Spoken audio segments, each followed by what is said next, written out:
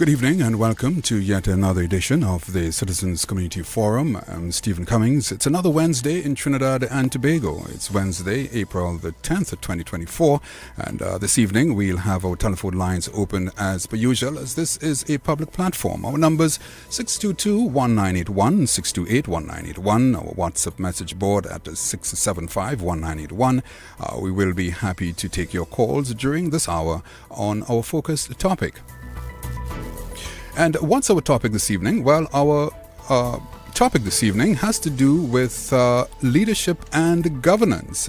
But before we get into that, our objective is always to have an engaging and interactive as well as a civil discourse. And in so doing, help develop a culture of peace and understanding and, yes, a citizens' participation. Discussions at times may be emotionally charged, but surely we can always find common ground, if only to learn from each other. And even as a caller to the program, we ask you, as a contributor to the discussion, to allow grace to prevail and, to also, have the wisdom to respect the views of others, as you yourself, would like your view or comment to be respected. But before we delve into a program this evening, we just want to take a quick look at the weather. What has the weather been like today? Well, the Met Office is telling us for the period tonight and tomorrow, Trinidad and Tobago and the Windward Islands, tonight mostly fair conditions with light breeze, and tomorrow predominantly fair, slightly hazy and breezy conditions with the low chance of brisk isolated showers. And when we also take a look at the temperature, what has the temperature been like? Well, we're told again by the Met Office today's maximum temperature 32.9, that's at Piaco, and at Crown Point 32.3. And tonight's forecast minimum temperature 24 at Piaco and 25 at Crown Point. While the Leeward Islands are partly cloudy to cloudy conditions as well, with scattered light to moderate showers. That's just a quick look at the weather.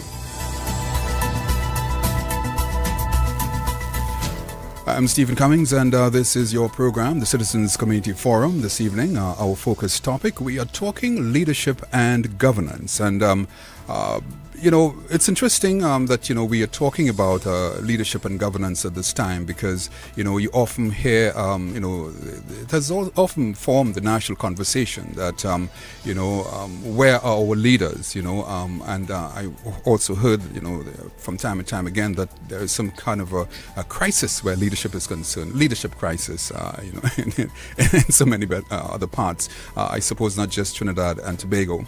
But, for me, leadership and governance are fundamental pillars really that shape the trajectory of nations, and and maybe there is a need for us to have a greater look or closer look and understanding what these pillars are. There are several questions we want to ask this evening, and of course, as I said, you're free to join us on the program. We're here up until 9 o'clock this evening, and there are several questions. When we talk about leadership and governance, what are we really talking about? Is there a difference between leadership and governance? Also, what differentiates good leadership from bad leadership? We can also ask the question, what are the qualities that underpin or constitute good, focused, and sound leadership? Well, we get into all of that in just a moment. And this is the Citizens Community Forum. I want to sort of, focus on those questions, and I have with me a very special guest in studio this evening. I think this is her first time on the Citizens Community Forum. Let me just give her a special welcome, Miss Dennise Demming, and she is, I would describe her as an expert in terms of corporate governance. I've done so much, in terms of looking at her profile, and I know that she's been involved in both private and corporate governance, matters. But and she's also a communications, specialist. So let's just welcome her to the program. Miss Dennise Demming, welcome to the program. Thank you ever so much for inviting me. It is in fact my first time on this program, and actually I didn't know the location. That's how bad it was. But I'm really very happy to be here, and from what I'm seeing around, this looks like a place where we can get ideas and thoughts that will make a difference to our country. So thank you. Thank you so much, Dennise. I'd want us to be as comfortable as we possibly can, and as I said, welcome to our program. We want to talk, this business of governance and leadership. This is a public platform where we invite persons from various levels of the society to basically give their perspectives on the society's prevailing issues. At one time we may be talking mental health, at another time we might be talking something else. But this evening we are looking at leadership and governance. Dennise, when we talk about leadership and governance, what are we really talking about? Give us a sort of a working definition so that we open the program, we give a kind of a background so that we can get into the more detailed things that we want to discuss this evening under this topic. Well, leadership and governance are two very different concepts. And my reflection on leadership in our country is that as a post-colonial society, the colonial masters used command and control as their strategy to get anything done. And that was fine. That was what it was. But in our entire 62 years of independence, I have not seen a transition away from command and control. So in maybe some private sector organizations are focusing a little more on collaboration and ensuring that all their employees participate in the vision and the structure and the tactics of the organization.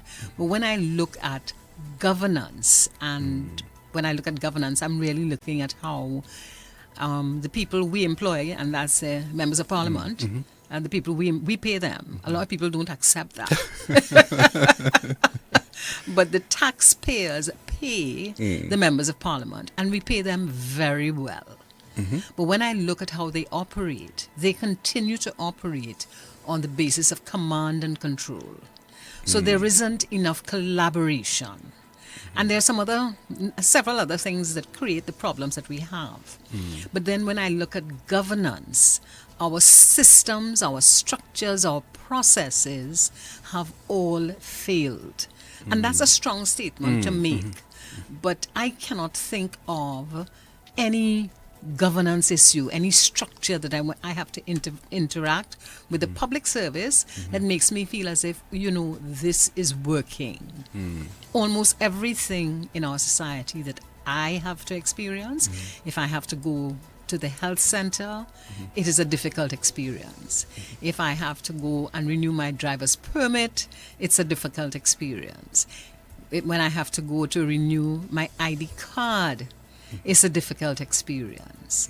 So that the systems, structures, and processes have not been transformed in a way that will make our country thrive. So the combination of leadership and governance needs significant transformation in order for our country to thrive. Dennise, is that more acute in the public sector as opposed to the private, or the other way around? It's more acute. It's more acute in the public sector, but a lot of the private sector still operate with regard to command and control, and a lot of the private sector, because of what our economy is like, and I've only recently come across this thought that we don't have a lot of we can't earn a lot of foreign exchange because having removed ourselves from the energy sector and from producing fuel and so on, and now purchasing it, we do not have enough foreign exchange that we are bringing in. You look at the manufacturing sector, it's improving, but it is still not bringing in enough foreign exchange. And when I look at that, what I'm seeing is more of that command and control. There are some organizations in which they focus on collaboration. The leadership styles are different, but that is not a tremendous number that is still in the minority. So there has to be a transformation, and leadership has to transform it, because a lot of us look to leaders. Yes. And we say to ourselves, okay, that is someone that I should follow. But if what we're seeing is the continuation of command and control, then we will continue that. Yes. And I've also heard it said that to be a good leader, you must be a good follower. But I'm kind of, I've always been worried about that statement, Dennise, because if you have bad leadership, obviously, one would not want to pattern or should not pattern, bad leadership qualities. So I'm not sure if that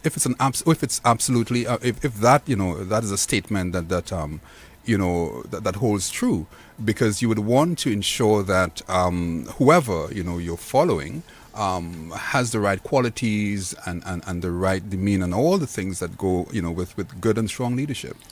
The comment about to be a good leader, you also have to be a good follower, I think is a valid comment. But you have to determine who are the persons you are following. I mean, yes. You look at. I don't have data or experience, but my observation of what we talk about, anecdotal, yes, about the gangs, they have good leaders, because they're doing what. So, yes. I'm not saying that is good. I'm saying that if we look at it objectively, the fact that we have so much gang violence in this country means that there are good leaders there. And you ask yourself, how did they become a good leader? There was somebody that they followed, and they are now repeating it. And unless there is some kind of intervention, that will continue. And they will continue to follow whoever that good gang leader was, and do what he or she did, and continue that. So transformation there has to be an intervention for transformation to occur. Yeah, all right. All right. This is the Citizens Community Forum. I'm Stephen Cummings, and I have Ms. Dennise Demming here, communications specialist, and I think she's also an author. Dennise, you've written as well. My husband and I wrote a book. This is just, folks. This is just a bit of a tangent, but we're going to come back. Yes, Dennise. My husband and I wrote a book, which we published last year, and it was after our 45th anniversary of being together and still loving each other. So we got together and we wrote this book. Some of it happened during COVID and so on. And it's called Musings of a 45-Year Couple. How did we get here? I saw that somewhere. Yes. So I am that kind of author. I also write a lot. And I have my own website, DenniseDemming.net, where I write a lot of articles. And I got to writing, well, I've always been a writer. I started off, let me just tell you this, I started off as a copywriter with an advertising agency called K&E CPV. And I was taught to do copywriting by the late Clive Bradley.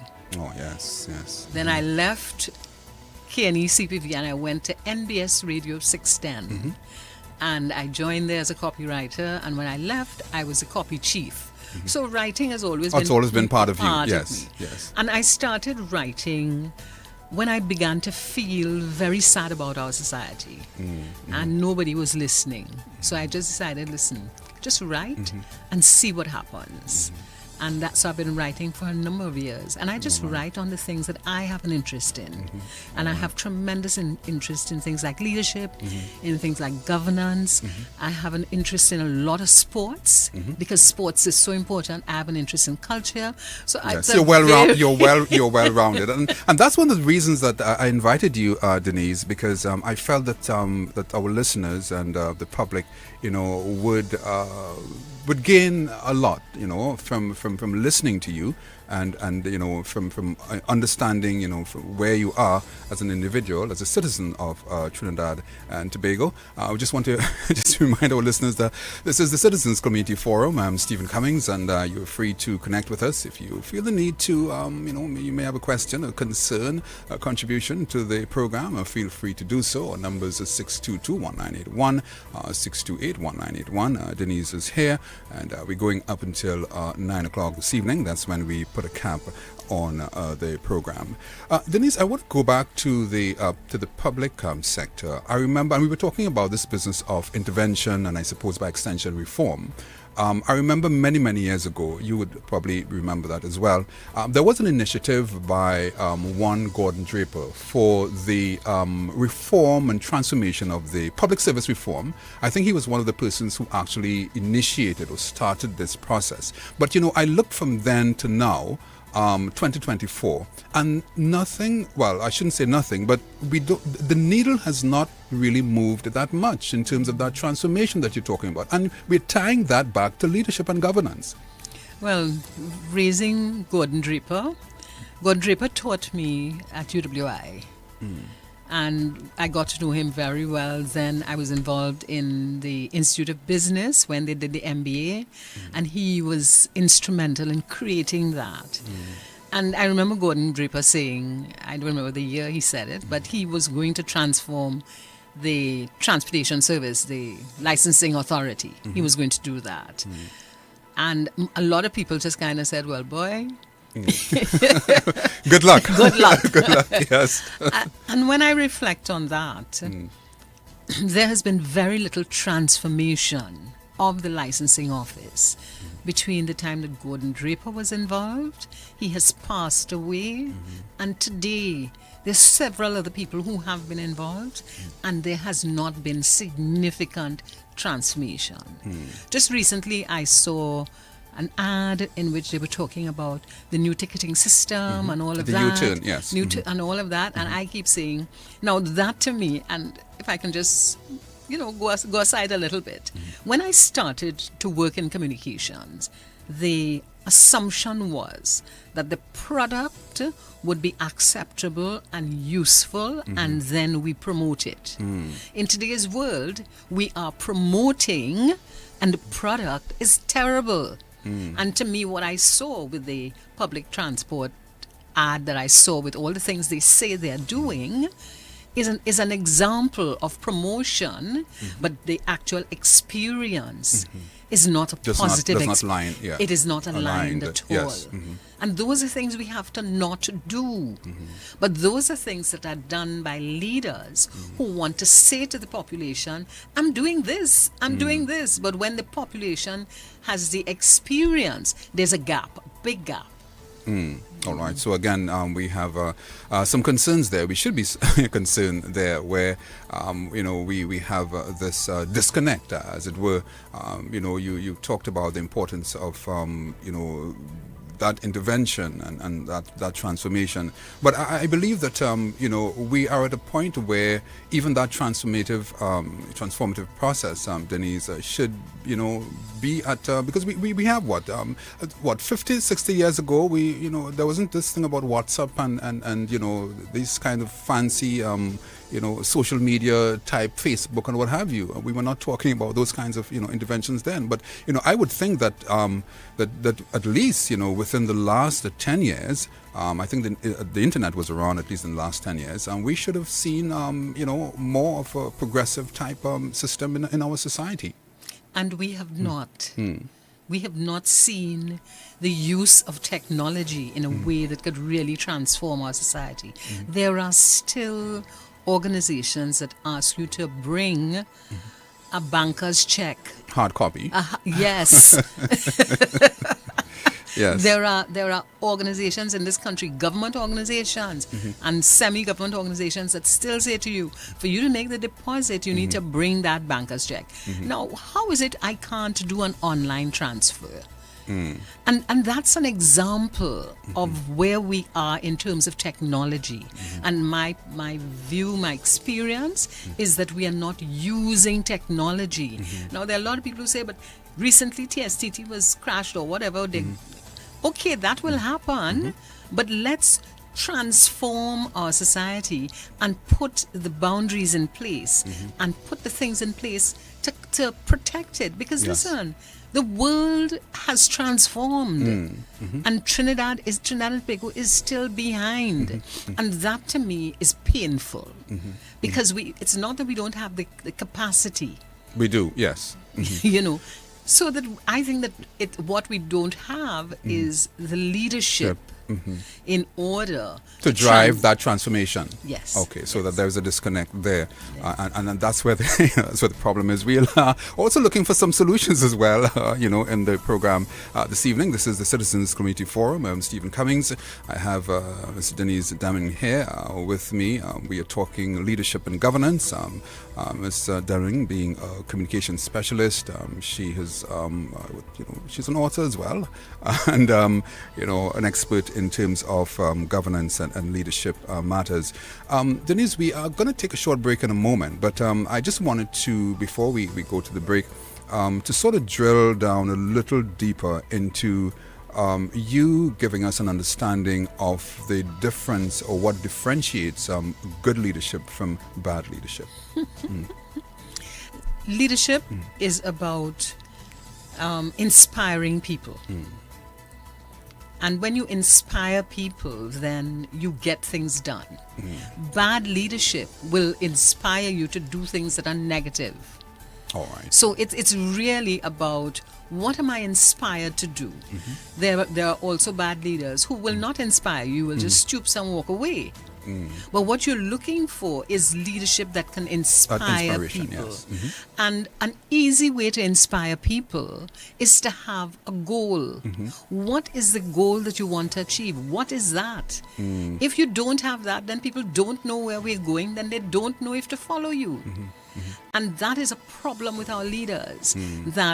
And when I reflect, Vision 2020 was something that remains in my head, and I'm sure it remains in several persons' Yes, head. I think we're talking Vision 2030 now from a governance, but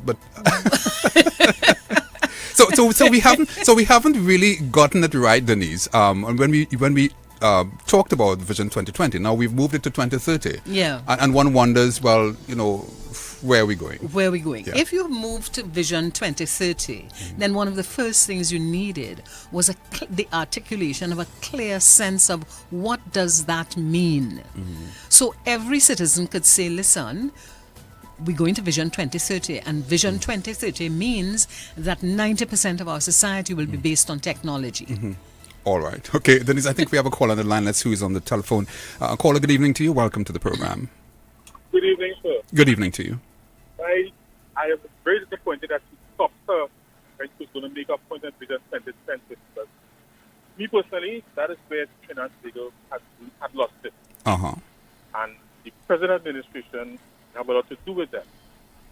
Right? And a simple situation in the whole scenario is that we have lost, as leaders, quote unquote, have lost that touch with the people on the ground. Now, I don't consider the government the leaders of the country. The people are the employers. And when they realize this, change can really come because they will stop accepting mediocrity from our elected members of society. I think, well, that's just my personal view in the matter. All right. Thank you so much, caller, for connecting with us inside the Citizens Community Forum.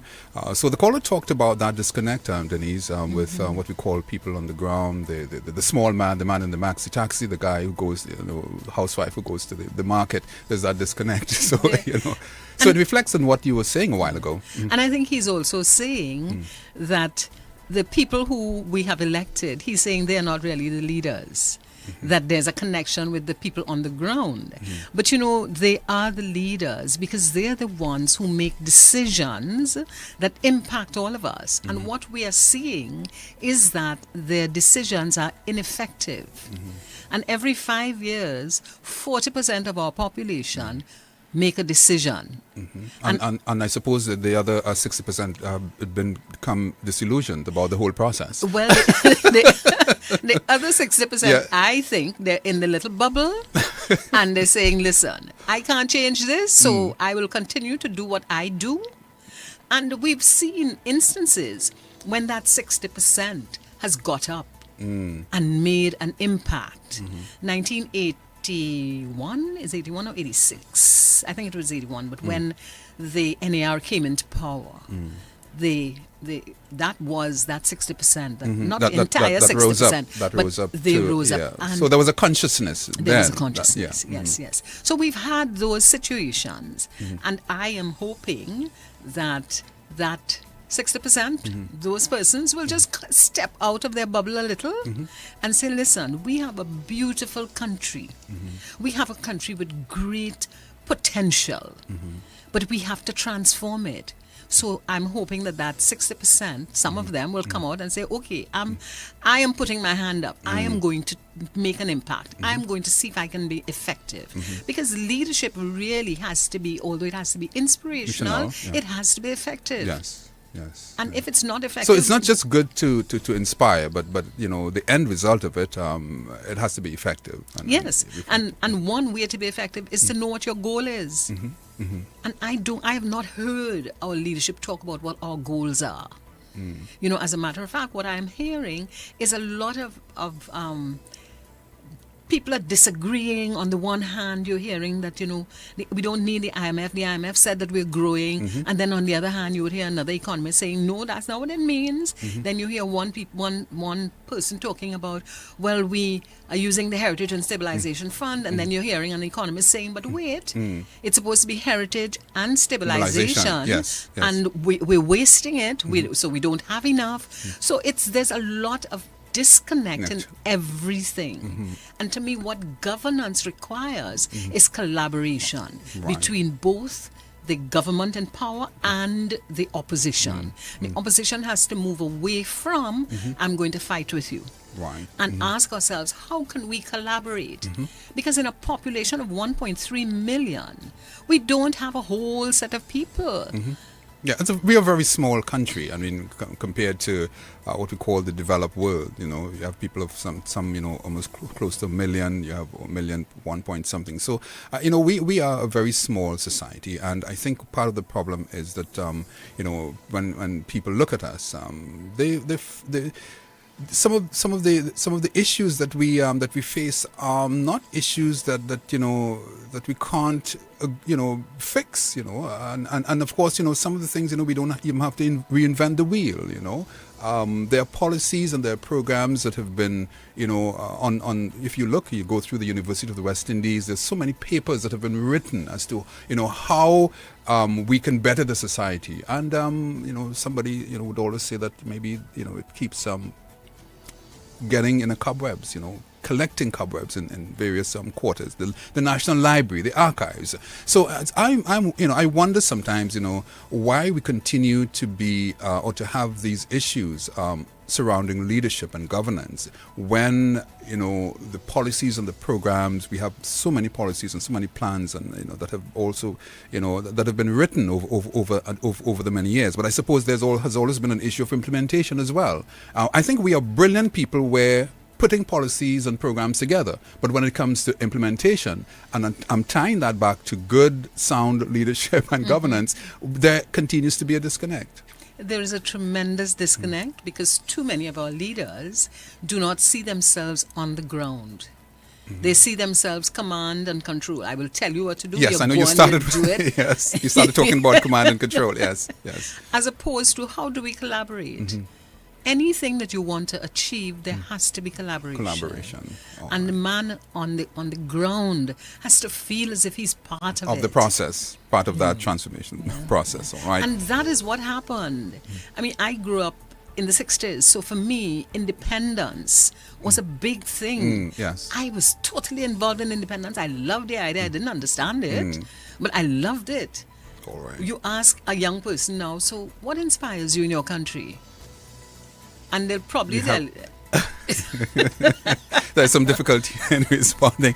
Well, this is the Citizens Community Forum. I'm Stephen Cummings, and we are talking leadership and governance. I have with me in studio Ms. Dennise Demming, communications specialist, also someone who has a wealth of knowledge and experience, both in the private and corporate world in Trinidad and Tobago. And we're happy to have her on our program this evening. Well, we're going to take a short break now, and when we come back, we will continue with our discussion.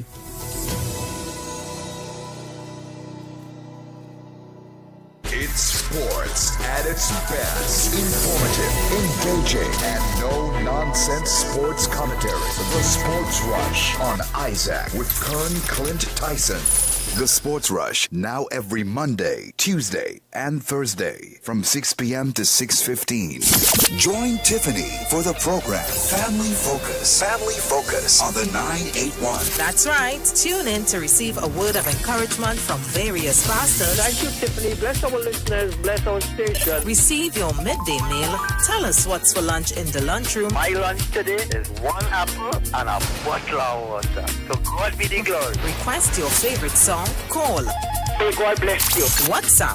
Birthday shout. And so much more. So much more. Every Monday to Thursday from 12 noon to 3 p.m. is Family Focus with Tiffany on your 981. The University of the West Indies has the capacity to generate its own funding, or at least part funding. Is that what I'm getting from you? Yes, Stephen, thank you very kindly. You have put it in a precise language. If they have been doing that, it is to a minuscule extent. Somebody tried to ask me so earlier on. I said, brother, David Ogodi, sometimes, even as a person, you ain't sure what you want, but you're absolutely sure what you don't want. And workers are absolutely certain that this 2% that is on offer is an insult. 2% over an 8-year period and tell your boy you go through this now. You know things are hard. No.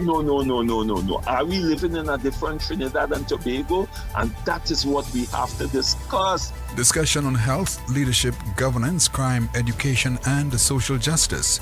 Every Wednesday, 8 to 9 p.m., the Citizens Community Forum. Your host, Stephen Cummings.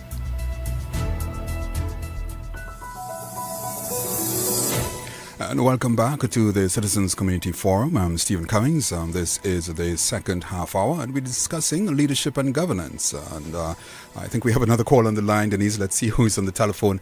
Good evening to you, caller. Welcome. Yes, good evening. Good evening to you. And thanks for doing a marvelous job. Thank you. What is it? You know, what the world has become very complex in one sense, and the world has become a strange place in which to live, if you may put it that way. That includes Trinidad and Tobago, is it?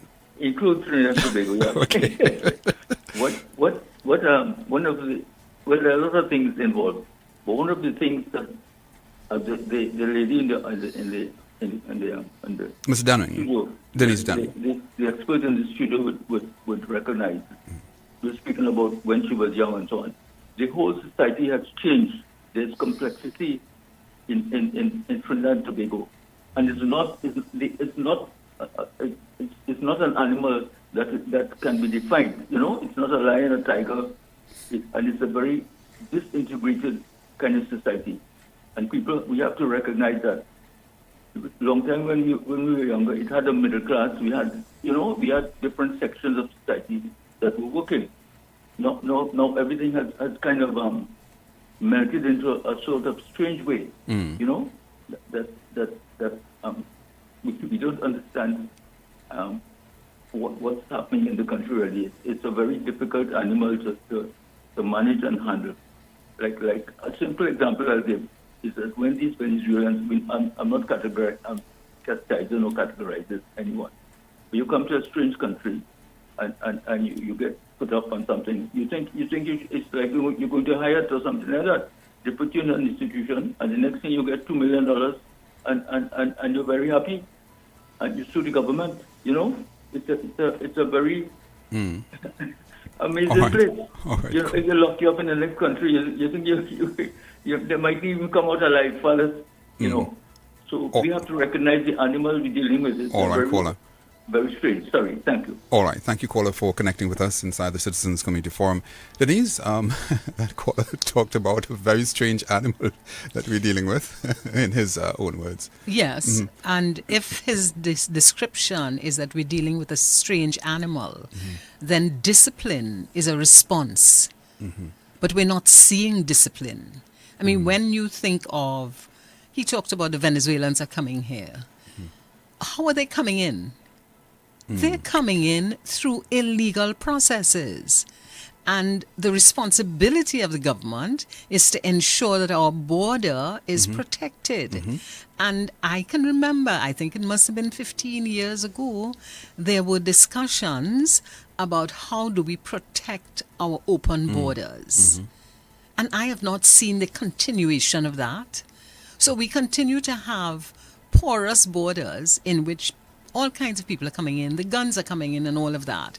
So it's not just as if the people have become this animal that you cannot control. There are opportunities to control, and as a citizen, I am very concerned that we seem not to be doing anything. I'm not seeing, okay, what is the plan for us to protect our borders? What is the plan for us to minimize the importation or the bringing in of guns and drugs? What is the plan?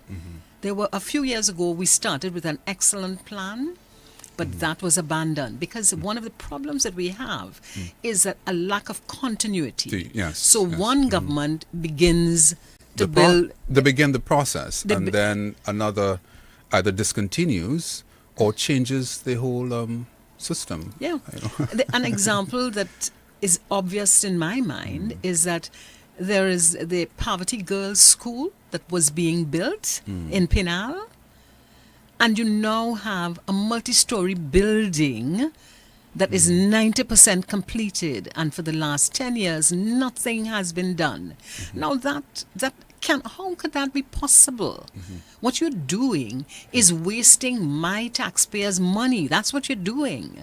Because I am paying the taxes. I am paying you as a leader to deliver, and you're not delivering. Whether it's Poverty Girls or the Brian Lara Stadium had its issues, the Couva Hospital had its issues. So we need to have some continuity when we have a transition from one administration to the another. Next. And that can also lend itself to even the private sector as well. When you have boards being changed and other persons being appointed. So it's really something that is across the border, a societal, I have a Barbadian friend who teases me a lot. She says, I love all your Trini, but something wrong with all you. See, in Barbados, when we have a change of administration, we treat it as if it's a relay. Yes, so we pass the baton on. Baton on. Yes. And we continue to ensure that whatever was being done, that we continue to do it in the best interest of the people. He said, in Trinidad, when you all have a change of administration, you all start over the race. Now, that sounds... The first time she told me that, I was really upset. But when I reflected on it... You recognize that she may just be correct in many instances. Absolutely correct. Because everybody can sit down and identify when there's been a change in administration, some project that was just abandoned. All right. Everybody can do that. All right, folks, we are talking leadership and governance, and that also spans not just in the public sector, but the private sector as well. And I have with me in studio Ms. Dennise Demming, communications specialist. She is also someone who has, widespread experience in terms of governance, be it the private and or corporate world, in state enterprises as well. So, of course, we believe that in terms of discussing this issue, we can all benefit, as I always say, that we can always benefit from diverse voices and opinions and views. Persons who would have had the experience and continue to have the experience can be those persons who would be able to share with us and make us a better people here in Trinidad and Tobago. This is the Citizens Community Forum. I'm Stephen Cummings. Of course, feel free to connect with us. Our numbers here are 622-1981, 628-1981. We are going up until 9 o'clock this evening. That's when we put a cap on the program, where you're here every Wednesday when we discuss some issues that impact your life in the society that we live and the global community. And of course, we all are looking for solutions in every corner, and just to be able to put us into a position where we can see ourselves as a better people, whether nationals of Trinidad and Tobago within the region or even within the global community. Dennise, how do leaders balance the need for stability and continuity? You were talking about continuity a while ago, but I want you to expand on that a little more with the imperative to, let's say, adapt rapidly to changing dynamics, say in the workplace or even in organizations. That seems to be a challenge. Listen, if you have a goal If you know what your goal is, then you know what strategy you can implement. And after you implemented the strategy, you know the tactics. So that stability and the transition, it begins with where are we going? All right. You know, there's something that, as a child, there's this story about the young woman, I can't remember what was her name, but she came out of being almost in prison, and then she was walking down the road, and she came to an intersection and didn't know which way to go. And she was at the crossroads. She was at the crossroads. Yes. Yes. And the cat came out, and she asked the cat, where do I go? And the cat says, well, it depends on where you want to go. And she said, well, I don't know where I want to go. He said, well, then it doesn't matter where you go. And that to me is an example of what happens in this country. We don't know where we are going. What is our objective for the end of 2024? What do we want to achieve? And if we have that somewhere, then we also have to pull it back and say, okay, if that's where we want to go, what are the quarterly objectives that we have to achieve? And at the end of quarter one, we reflect and ask ourselves, have we achieved that? Have we done the strategies? Have we done the tactics? Okay, so we refine it. What then are we going to do at the end of quarter two? And we do the same thing. So there's a lot of repetition, but we know where we want to go. Yes. So for example, if the objective was to reduce the importation of guns by 50%, we need to know the data, and then we need to see what has been done and do an assessment at quarter one, and then say, okay, so it didn't work, we're going to try something else, and share that, be transparent with the population. Yes. And that's where good governance comes in, because you're talking about transparency and accountability. And I call that effective governance, not just good, because, there are people, as I said, the gang people feel they're doing good, so I prefer to use the word effective. All right. And for you to be effective, you have to know where you're going. You have to have a plan. You have to have a strategy. You have to have a tactic. And then you have to implement it. And after you implement it, you have to assess it to determine where are we? How far are we going? What else do we need to do? It's not something that you just need to talk about. All right. Again, some of the challenges that we face when we talk governance and leadership here in Trinidad and Tobago, and by extension, other parts of the world. This is the Citizens Community Forum. I'm Stephen Cummings. We're talking leadership and governance, and we have just about 10 minutes again before we put a cap on the program. Of course, you're free to connect with us during the next 10 minutes or so. Our numbers are 622-1981, 628-1981. We'll be happy to connect with you on the program. This is your program. We are here every Wednesday between 8 p.m.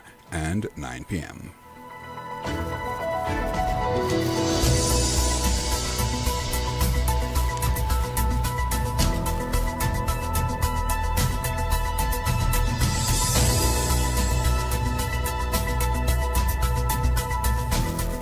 Dennise, I also wanted to ask you, what emerging trends or challenges, you see or you foresee shaping the future for, leadership and governance. For example, we have. Okay, let me just try to get a caller. I'll continue that question in just a bit. Let's just get a caller in. Caller, good evening to you. Welcome to the program. Yes, hello. Good evening. Good evening to you. I was listening in, and as you guys said at the beginning of the program, she was talking about the control and rule system of Trinidad. I'm trying to take off the radio here. Yes, turn the volume down, yes. Actually taking it off, yeah. And I, as someone who is working in government, right, and in the government service, I actually have to tell them at times, I say, but all you're ruling just like the slave leaders used to rule through fear and intimidation. And that's what I see, right? A kind of fear and intimidation kind of ruling, Mr. Man. Because let me tell you something. It's like everybody eating up and scraping and biting up one another to get to the top. It's like people afraid to say, look, I made a mistake here. Like you make a mistake, you're actually trying to pass it on to somebody else. Like there's not the freeness or the liberty to learn, to actually admit, look, I make a mistake here. You understand? It's a kind of being ruled by fear and intimidation kind of tactic that I see. All right. Right? And I believe it stems from the head. All right. So we're back to leadership. And I usually complain. I actually tell them that I'm just a messenger, but I tell because I'm a Christian, right? And I'm not intimidated or fearful of anybody or anything. And I would tell them, look, you could fire me right, do whatever all you want. You understand? But I just explain to them actually, like, I see a lack of care and concern because you as my boss or as my supervisor, your responsibility actually is to defend me and to speak for me. You come like an intermediate between me and the higher authorities, you know. But instead there is this cut you up and pull you down and all right. It's a real, and you know, that's what I see, what I have observed. And I'm 54 years old, so I'm talking as somebody who has complied before I complain. All right. Before I start complaining, you understand? All right, caller. Yeah. Let me give. I have a question for Dennise. I want to continue that question, but I want to have her just respond to your call. Thank you so much, caller. Dennise, you may want to respond quickly to that caller. I really enjoyed the fact that this gentleman said he's a 54-year-old and he is seeing that fear is what is being used in order to manage. And he went on to talk about comply and control, you know. So all he's doing is validating the thought that we have not transitioned away from command and control. We've not transitioned away from I am in power and therefore you must do, as opposed to what is the solution? What are your key performance indicators that we need to look at every quarter? What are you supposed to do? How are we going to assess it? And those are the structures that we have to put in place. And the gentleman is saying that they're not there. Imagine he talks about someone who made a mistake and they're trying to run away from it. And that is typical in this country, that people will not accept responsibility. Okay, I made a mistake and I am responsible. I am now prepared to do whatever is necessary to transform, to make it better, to ensure that I will not do it again. And if I take that as a position, a younger person looking on now says, but wait, that's what I don't have to run away. I can just own up and be transparent. Be the bigger man. Yes, be the bigger person. All right, bigger person. All right, I hear you. This is the Citizens Community Forum. I'm Stephen Cummings, and it's always a pleasure, you know, to sit inside the Citizens Community Forum.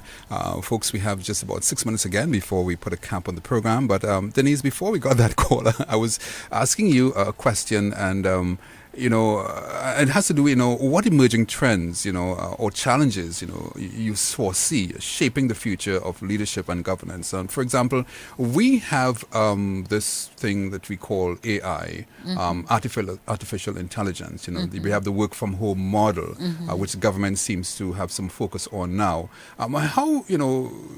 How can we really prepare leaders for those changing dynamics? We are no longer in the 1960s, 1940s, and it means that it calls for a different approach. And we talked about the issue of technology, but that aside, what are some of these in terms of the dynamics? How can we better prepare with what we have today in 2024? We have to get different leaders. I am quite convinced that our current leaders will not get us to where we need to get to. And we need to get leaders who are ethical. We need to get leaders, I think, and this is probably a strange thing to say, I feel they must be able to, before they become leaders or before they offer themselves, we're not just doing the background check, but you must go through that test to make sure you are not lying. When and people, well, how you will do that? How I will do that? Because what we want are people of integrity and people who are honest, with character, and character. In terms of, we don't want people who have been selected because they know the leader or they know a few people. There's something that I have come up with. I do something called while running, and I came up with something called contract contact management. For you to get a contract, you have to have a contact. Okay. And I'm saying that it is the same thing with our leadership. We do not have a system in which the people who are chosen by the population. They are generally chosen by a set of people within their political parties. All right. And they come forward, as opposed to other systems in which you need to get 1,000 signatures from your constituency before you can be put up as an MP. All right. Okay. All right. There we go. And all we're saying now, as well, Dennise, even the situation applies. There's a similar, framework within the private sector, the private sector as well. Because if we're talking about leadership and governance, there's also a leadership on a system there that is quite similar. So what you're saying, that whether we are talking government or whether we're talking private sector organizations, there's similarities, and there's a system. The big difference between the private sector is that there are people who are privately invested. Right. So they have a vested interest. So they have a different kind of interest. When we talk about government institutions, I don't think that they care about whether they make a profit or not. So for example, you look at CAL's Caribbean Airlines. You look at their promotion for Carnival, Welcome Home, and so on. They spent millions of dollars on that, and they're making a loss. How do you do that? All right. All right, Dennise, we are almost out of time, and we have just about 2 minutes, and I think we have to put a cap on the program. But in 30 seconds or so, I just want you to give some closing remarks. What would you like to leave with the population of Trinidad and Tobago in this business of leadership and governance in 30 seconds? I would like to hear more citizens regain their voices. I think too many of us have just said, this is, it's okay, let them do what they want to do. We have to get back there and speak out about the things that we object to. And we have to accept that we have a beautiful country, and it will only transform if we participate. All right. Transform with transformative, approaches and of course, leaders. Dennise Demming, I want to thank you so much for coming in and sitting in with us inside the Citizens Community Forum. I think it has been a pleasure, and we have to continue the conversation. This is one of those, times when we can really sit and reflect, to where we are as a society and where we are going, where we should be going. And we talked about Vision 2020, and we're talking about Vision 3030 now. Maybe in the next year we may have probably Vision 2050, 2060. But we leave that for now. That's another conversation. This has been the Citizens Community Forum, and I want to thank Ms. Dennise Demming for coming in. And of course, as I said, we have to continue the discussion. Dennise, thank you so much again. Thank you very much for having me. Another Wednesday in Trinidad and Tobago, and this has been the Citizens Community Forum. This is Isaac 98.1 FM, The Promise, inspiring families, inspiring you. That's what we do. And remember, in our ever-changing world, it's always vital that we raise our voices through enlightened discussions. Let's keep the conversation alive. It's one of the sure ways we can shape a brighter tomorrow. I'll see you next Wednesday.